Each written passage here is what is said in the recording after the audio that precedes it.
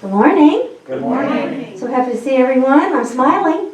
I really am. I'm smiling under here. Oh, my eyes can do it when I'm in the grocery store. Sometimes I really try to make my eyes smile at people, because otherwise it just looks like, "Ugh."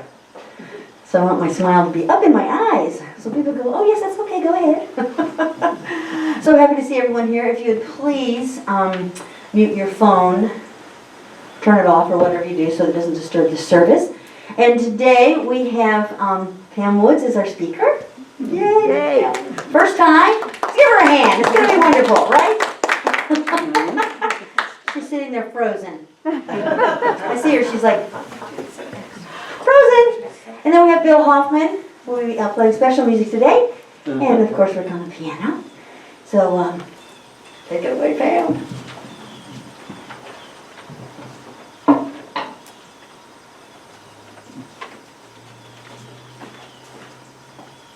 Thank you, Nancy.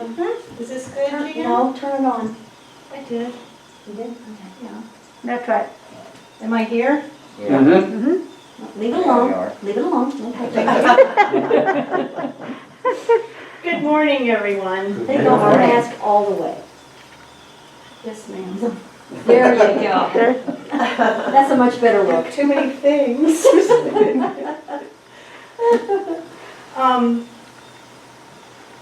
Welcome. Before I get started with my Bible verse that I've got for you today, I wanted to pack it in a little sandwich for you to digest. I'm going to tell a little story on myself from several lives ago. I was introduced at a cocktail party to a new friend as Pam Woods. She's a cyclist. And I said, no, I'm not.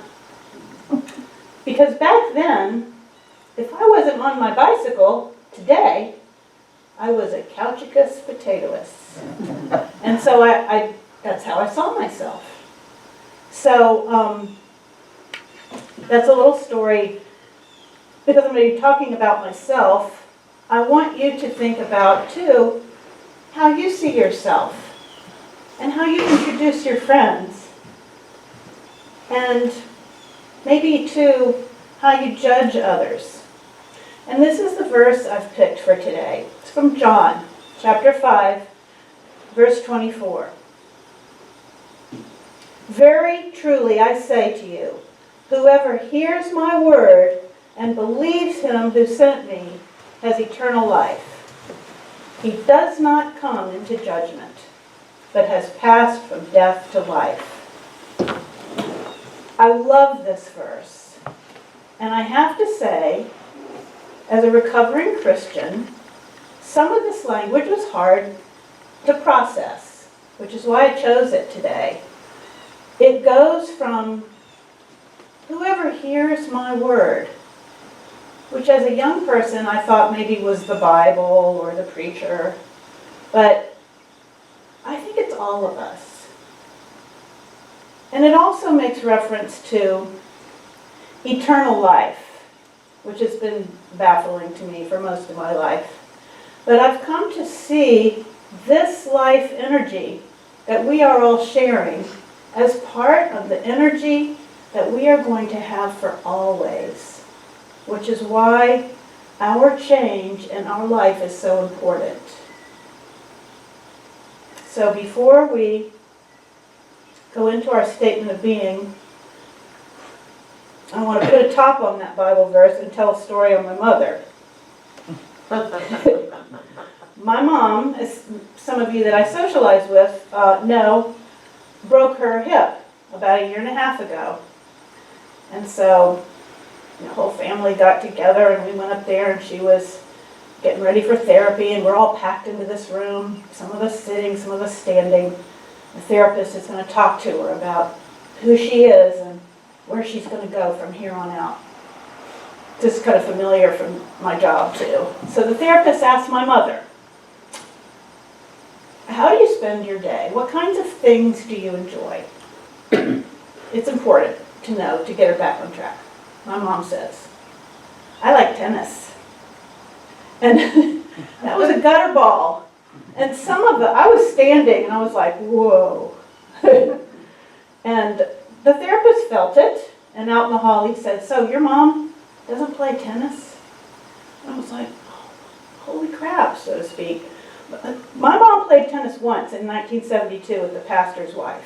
And I know because she had to go buy a new outfit, and I went with her, and she found like 90 million other things on sale, and I'm still weeding them out of her closet.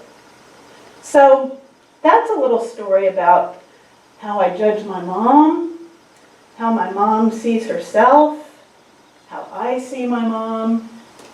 And I think, I'm just hoping that through my discourse this morning, that we all have a little something to see in ourselves about change and how we are unfolding and how we relate to each other.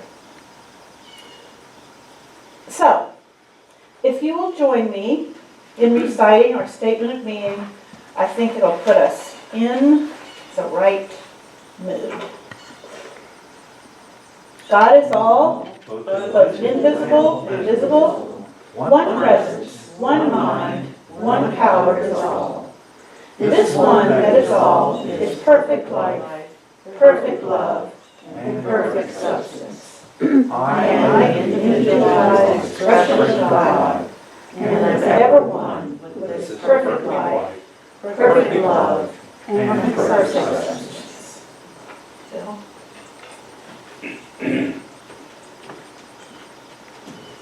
Good morning. Good morning. This has never happened.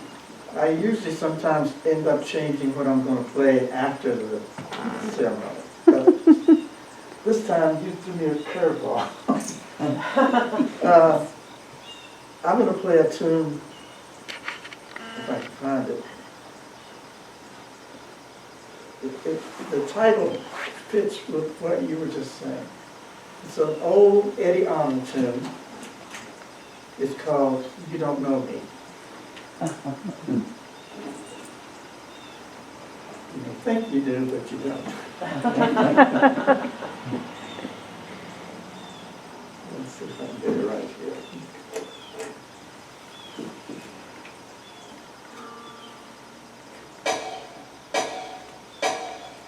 It's just my kid.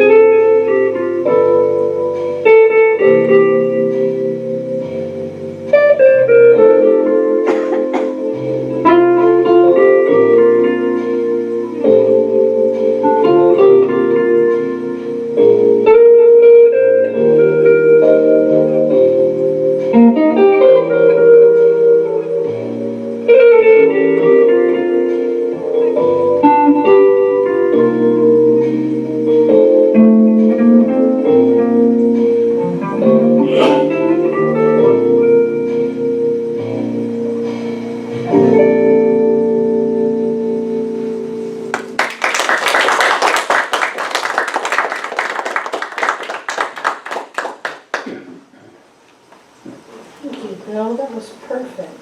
Yeah.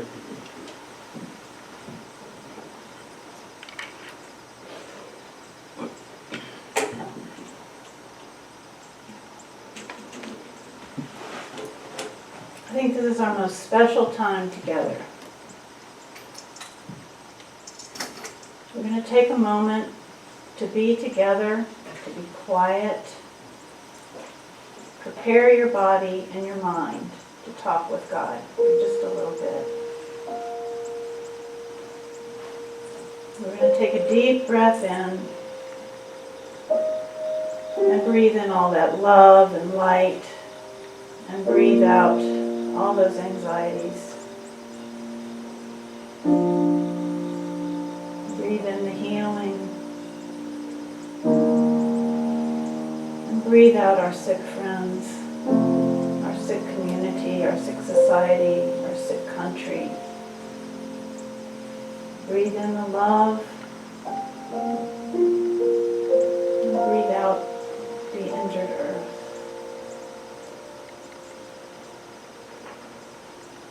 Take this time all together to open your heart.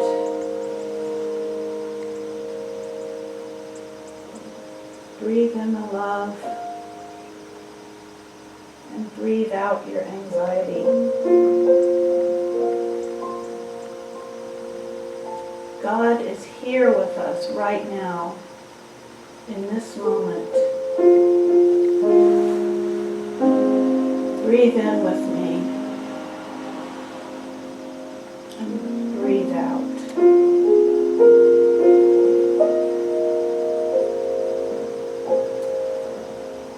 Quiet your mind for just a little while and open your heart. God is everywhere today, friends.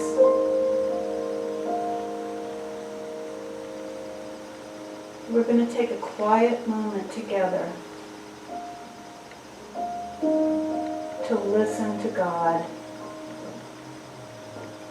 With your anxieties on the floor, your burdens on the floor,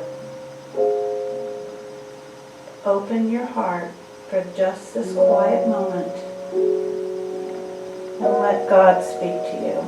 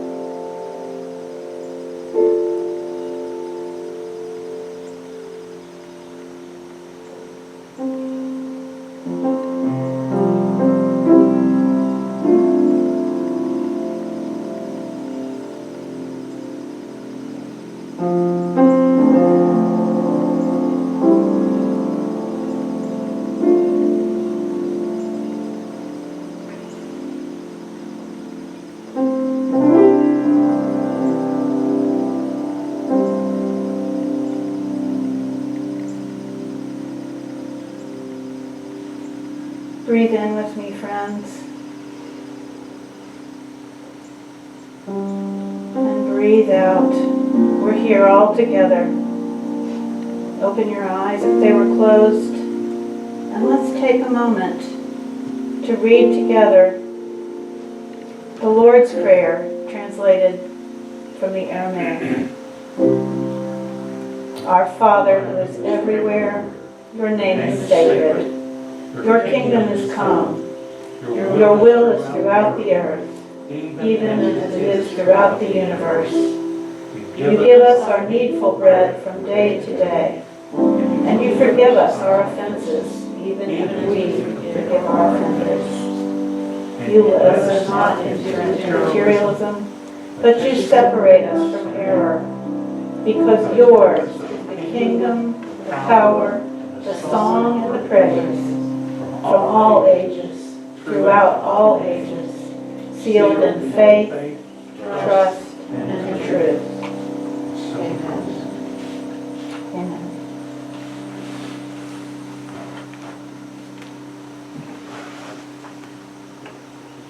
Thank you for having me this morning.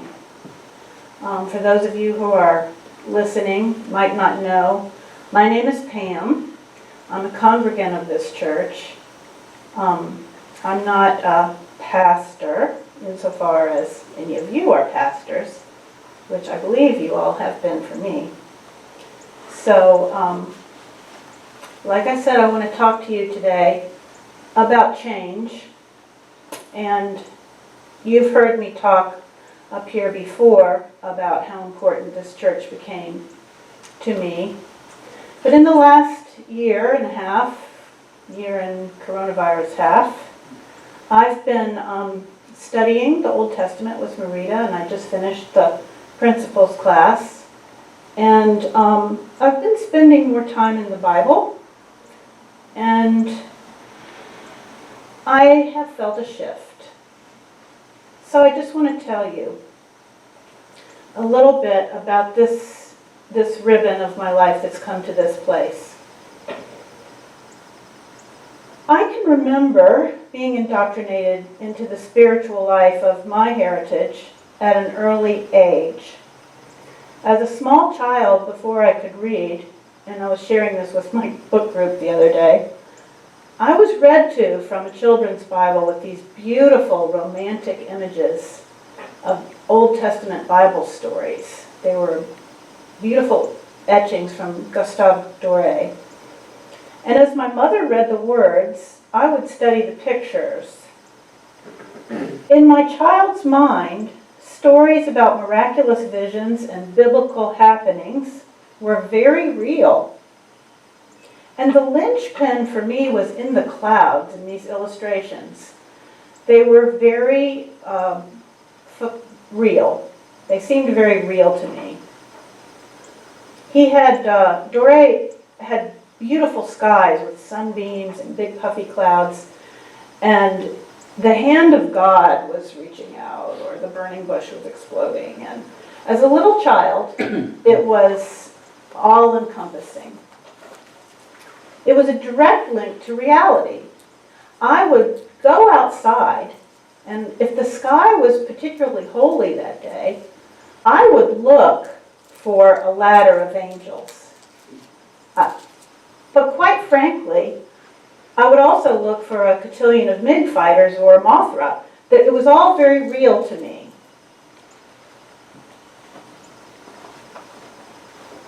In the early 60s, kindergarten and nursery school were not available except through local churches. My parents were pretty progressive. My dad was raised Baptist, consequently he became an atheist. And my mom was what I jokingly call Society Presbyterian. And my 2 years of Baptist preschool was 95% my progressive parents wanting to socialize me, prepare me for first grade. And the rest was religious. The curriculum was religious. Now, that they didn't know that I had been brought up in the Old Testament. I say the Old Testament because in my children's Bible, in the middle, when Jesus was born, there was a color plate. So you had all these black and white etchings. Then Jesus was born in color. And then the New Testament talked about Jesus. The only exciting etching on the Jesus side was when he was walking on the water. Everything else was just this man like holding his hands out. And it was hard for me to get interested as a little person. And in Baptist kindergarten, pictures really got dumbed down. For those of you who didn't get indoctrinated in Baptist kindergarten, the entire Middle East is orange. And people are sort of unkempt, and they walk around in bed linens. They're kind of droopy and drippy. It was hard for me to concentrate. It just wasn't exciting. At the time, I didn't feel like I was separating from my childish understanding of spirituality. But with hindsight, I see the movement. Both in my relationship to the Bible and my own idea about where I fit into all this. My dad had a habit of closeting himself in his office, and sometimes he would curse. You'd just hear this, and all three of us would be like, oh, what's going on in there? And my mom would say, don't go in here. Your father's working on a project. And I would say, Mom, because Yahweh's name was mentioned. I said, Mom, why isn't Dad going to hell? That's all I wanted to see. Because I knew it was happening. Because Mrs. Blodge said that would happen if you use the Lord's name in vain. That's your father. You don't say those words. Just stay out of there. Just leave him alone. So I think I've told you guys this before. Little Pam, sensing that something wasn't right, went behind a bush where God couldn't see, and I said those words. And I didn't die. I didn't go to hell. But I do marvel that I was willing to, test with my own life that theory. And every night, I prayed a little prayer that some of you may have prayed. Now I lay me down to sleep. I pray the Lord my soul to keep, if I should die before I wake. And I'd be like, Mom, am I going to die? And she'd say, no, just say the prayer, but don't say it out loud to the babysitter. She's Catholic. I mean, nothing made sense, right? It's this, I'm saying this because from my perspective, it was important. And I was absorbing all this. I was too young to really separate what was of spiritual value and what was real or social. It was hard to say. I just didn't understand. When I tell of this upbringing, it might sound as though this was a logical progression of what would later become who I am today, or of what the Bible might have for me. And this can be seen as the case, but at the time, I think it's important to understand, at the time, this was all a burden of weird issues that I felt like I was carrying. Disconnected issues that didn't add up. And then there's something I find very mysterious. I've got to breeze through this, because I don't think there's any other church in the Valley that could accept this from me. I think it's very odd. And that is something in me from a very early age gave me an odd proclivity for Catholicism. Post-toddler, I was drawn to the uniform of nuns. And I have no recollection of ever having seen one or been around one. But the idea that I would reinterpret my clothes to be nunnish was as much an enigma to me now as it was to my parents, who were baffled. I also grew into a little child that put great importance on being holy, which I think that was the uniform. If you were a woman, what could you be? A nurse or a nun? They had uniforms. So I chose the nun uniform because I wanted to be holy, which for me meant that I had to memorize all the books of the Bible and teach them to my little brothers. That's the only thing I could think to do with all this information. It's from this beginning that I arrived at my adolescence with a large, notable burden of rich dichotomies that defined my spiritual self, but gave me little else. The Jesus freak movement was moving across the country. It united young people in potential spiritual development, and I went all in. This is primarily when I began to lose touch with the Bible I had thrown myself into it for the value of its words and its teachings, which seemed to be inconsistent and bewildering as well. So this movement was all about spiritual emotionalism. It was less about words as it was about what was in your heart and how to get it and use it. Well, back then in the Midwest, the way you got at it and used it was through the Pentecostal movement. And I remember, it was so sad, I tried so hard. I remember being closeted behind the altar with a young man who dutifully read me scriptures and tried to fill me with the Holy Spirit. And I was like, not having it. And it was hard. You know, when you're an adolescent, you want to fit in. It was really hard. The experience was less kind of, this is for the birds, and more, I can't get it right. I'm a failure. I don't know how to do this. I just don't know how to do it. And if I stop right here for a moment, I see that all these events, and the way that I absorbed them, created in me a yearning for something special that I believed in my heart was real somewhere. However, I couldn't get there without throwing the whole business out the window first, kind of like I did behind the bush.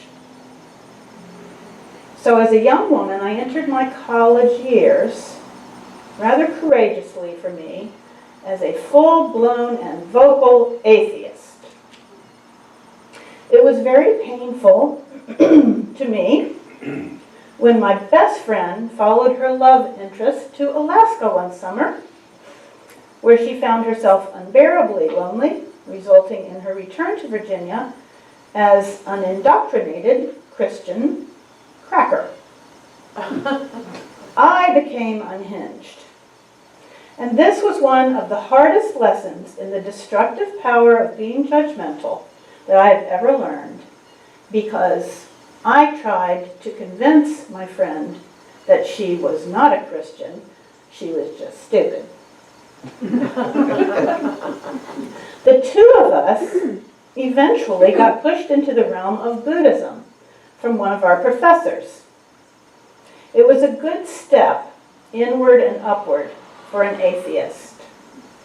One of our professors was practicing, and he sent us both to the Dharmadhatu in Georgetown to get some education. And there was an active yogic community developing, through which I enjoyed the experience of holiness in caring for your physical body. Although these were to become great spiritual tools in my future, meditation and the release of ego was as hard for me as a young woman as speaking in tongues was when I was an adolescent. It just seemed like something I couldn't get right, and I was way behind in my knowledge of the Buddha, not having grown up in the Bhagavad Gita, like I had been in the Bible. I felt homesick. That's the truth of it. I felt homesick like I'd been traveling in foreign lands. All this is to say, what I know to be true today, that something real has always been in my heart, and it took years to figure out how to get to it, and to bask in the truth that there is nothing wrong with me, and I am not doing anything wrong, nor have I ever in my quest. In middle age, there was a distinctive leveling off. Life was full of busy survival. Before my children were born, I threw myself into exercise to the point of addiction. My yogic background had centered on the success of physical work to an overwhelming need. If my body wasn't hurting, I wasn't really sure I was alive. I needed to feel something. I had 3 devastating relationships, children to raise, financial struggles, and court battles that were so absorbing that sometimes I would just get in the shower and howl like a dog. Or I'd stand at the kitchen sink washing the dishes and then throwing them on the floor. I felt like my painful personal life, sitting in church, was the only thing that was comforting. It was a place I could count on to hear something worth listening to in a body of like-minded people. Sitting shoulder to shoulder, repeating prayer and response words, singing, volunteering in different ministries was truly comforting. But I was still a tribe of one, holding on to a thread that united me to others. It was a kind of somnambulance. Once again, I was drawn to prayer circles, spiritual retreats, Bible studies, and things like that kept the symptoms at bay, but I never felt cured. Meanwhile, during this time, my relationship with the Bible was shifting. The ideas behind the new covenant that Jesus historically offered was appealing. And it gave me courage to write off the Old Testament. The low-hanging fruit became visible. If Jesus required us to love God, seek and see the Christ within, judge not, and respectfully battle the Pharisees with God-given semantics and parables, there was hope that there was something tangibly real in the Christian experience. This was a kind of well-learned gestalt, but it fell short of the fuller spirituality that I feel today, because I had never been involved in a community that allowed those kindergarten questions to be answered. Religion never provided for dissent, spiritual growth, conversation, and often did not even provide the groundwork for one of Jesus' greatest gifts as a Christ, acceptance. The Bible contained the seed of the teachings of Jesus. Score! What I failed to realize until recently was just as my own spiritual development required primitive mythologies, truths derived from absence of facts, and mysteries visible only to me, the Bible is in itself a map of derivations that all can lead to a deeper spirituality for all people who choose to study it for what it is. What is it? For myself, it's a fallible struggle to document the spiritual growth of my species. It became important for me to admit that there would be no New Testament without an Old Testament. And the value of the power of love given to our spiritual development through Jesus would not exist without the struggle of creation mythologies, tribal isolationism, strife, investment in the power of men, and material wealth, and all the other things experienced in the fables of the Old Testament that prove we have traveled from there to here. There is also a possibility through science, learning, studying, and carrying on with a working open mind that we can find ourselves not in a tribe of one, but shoulder to shoulder in a real church.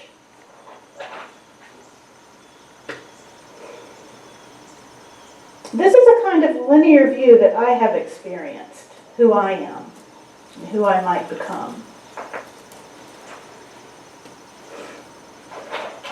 And here's the wrap.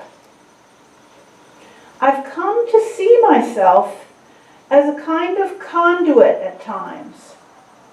Although I still find faults with myself, I'm working on seeing these as unique.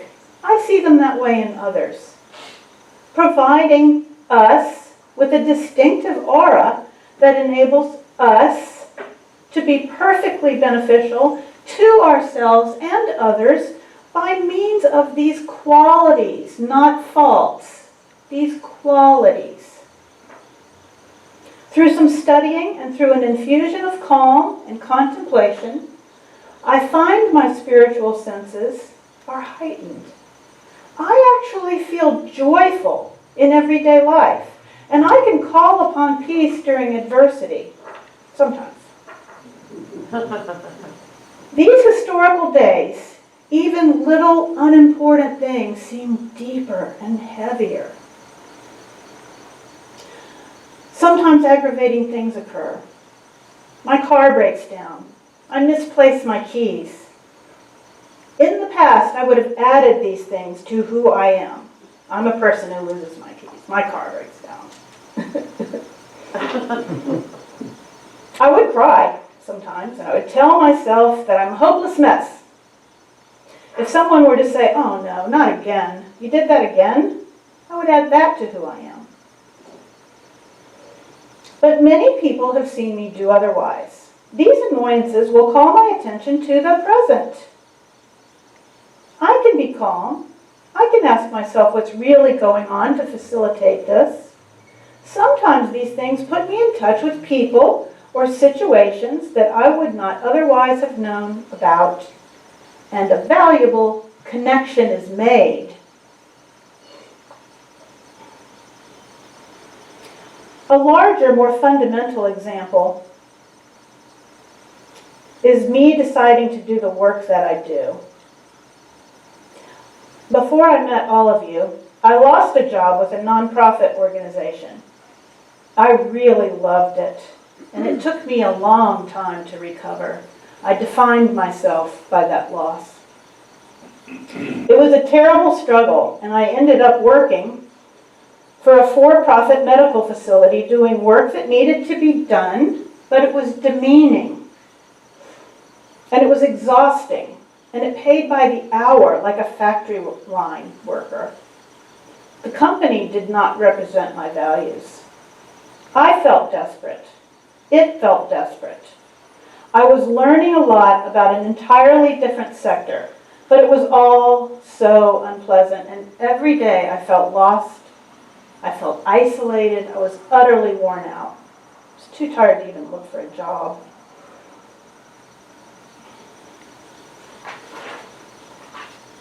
I was basically living day to day as though I were a victim of my job. I applied for other jobs. I went to interviews, and I experienced a lot of rejection. My brother, who's been a consultant for most of his career, says it gets harder because we're old. I could buy into these things, but I find that since I started deciding that my job is valuable, new things have opened up that I do well, and I find the work challenging and worthy. I no longer feel like a victim. In fact, I'm pretty sure that when I get everything I need from this job, there will be something else to sustain my new level of achievement. There is no doubt that God is working through me on my behalf, and I'm also put in the path of others who are struggling and helping to present a spiritual journey for them, where they might otherwise have just been bumbling around, complaining, wanting medicine. This consciousness is God's work, I believe. In fact, cheerfully devoting myself to my job has led to other things, seemingly by chance, but I think not, that have increased my income, enabled me to do more, be more financially secure, even though I have chosen low-wage work. With my current consciousness and the plebeian position, which I have with my company, I'm able to observe many interesting issues and exemplify bringing joy to a joyless place. This has definitely opened a window of understanding through which God has shown me many paths to a better life. And a better life for my colleagues as well. Suffering and changing in this way reminds me of a message I culled from Galatians when I was working with Nancy. This is from Galatians chapter 2, verse 20. "And I have been crucified with the Messiah, and from then on I myself have not been living, but the Messiah is living in me.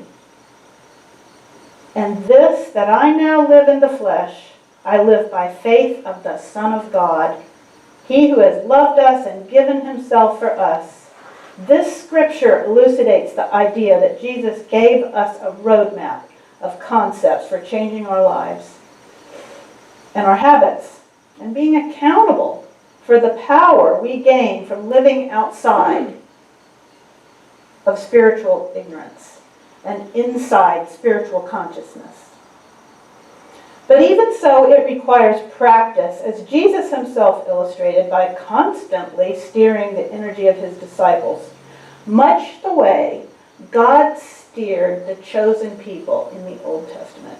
They're always wandering off with their golden calves. The most powerful testament for me is yet to come, and I hope establishing in myself. And that would be truly overpowering the dysthemia that plagues my private self. I must say that it is better with right thinking, during the times that I can conjure it in my despair, but it has been hard work. It's harder than sit-ups. I don't always succeed in my conjuring, but ultimately I think I'm on that path. It has to do with the concept of self-love and learning how to inculcate this idea into my true self so that I will be more spiritually abundant to others. 1 John chapter 4, verse 12. No one has ever seen God. If we love one another, God abides in us, and his love is perfected in us.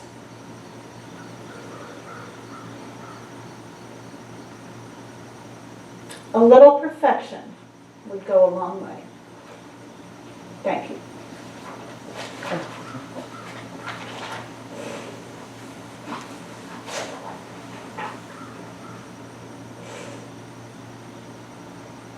Bill?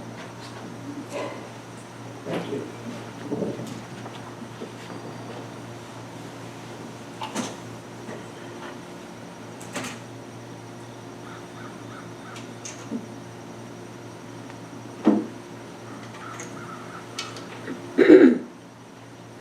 This tune kind of fits. If you think of a wave, you kind of go up and down, up and down. This is by one of my favorite composers, Carlos Jobim, who's a Brazilian.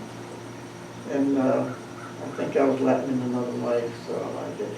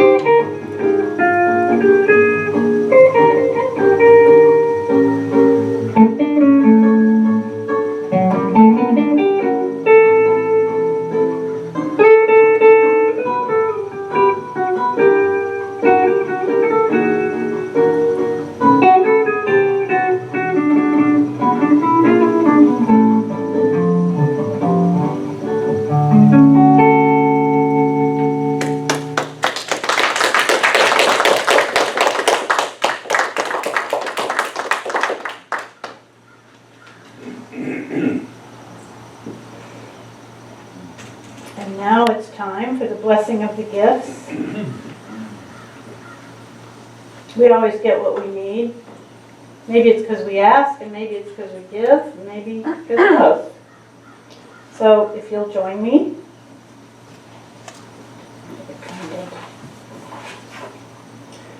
Today, I acknowledge God, omnipresent, as the source of all good, as the source of my good. With this acknowledgement, I accept His will, which is abundance in every aspect of my life. I release all thoughts of lack and limitation, and I am open and receptive to the increased flow of abundance to me right now.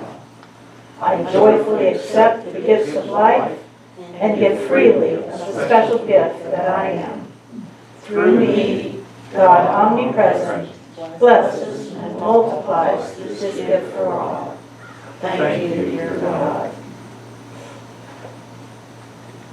Hold on, I'm coming. I'm here to greet you. Oh, good.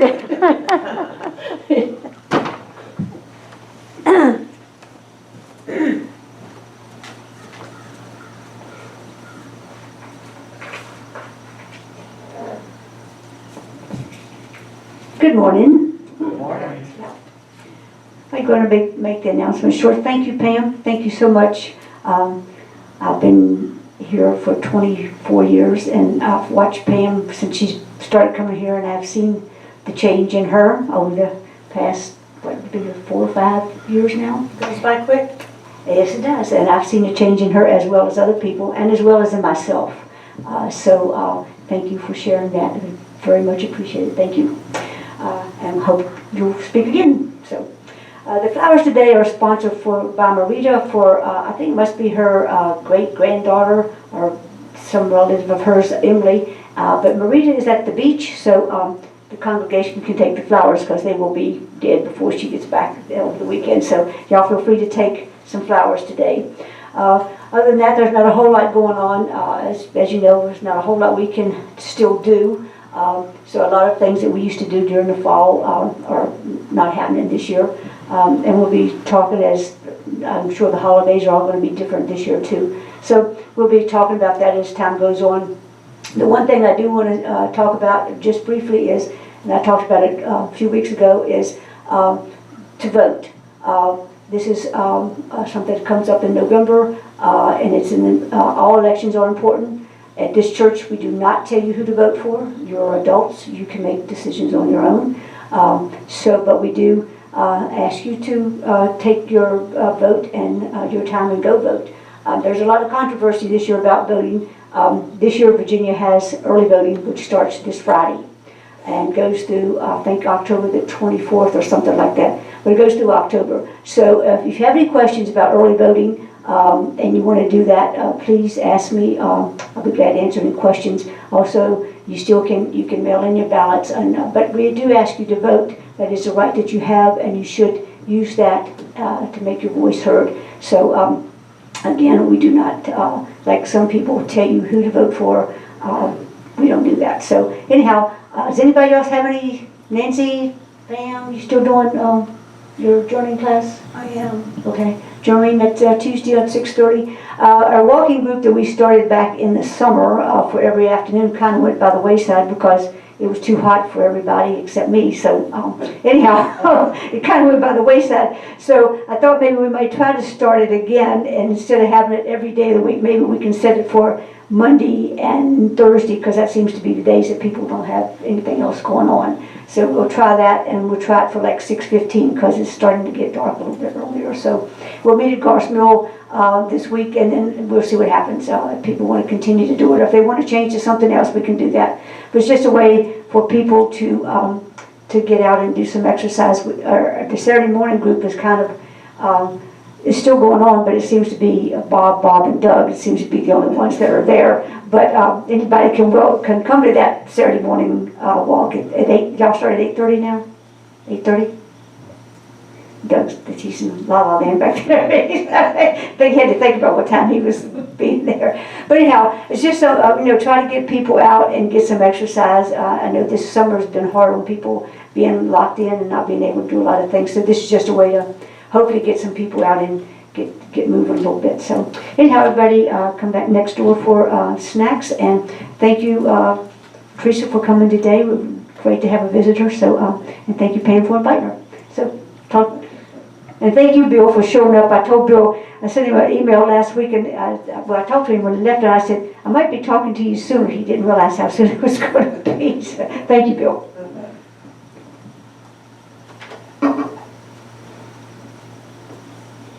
Takes a village, doesn't it? It does. Let's go within.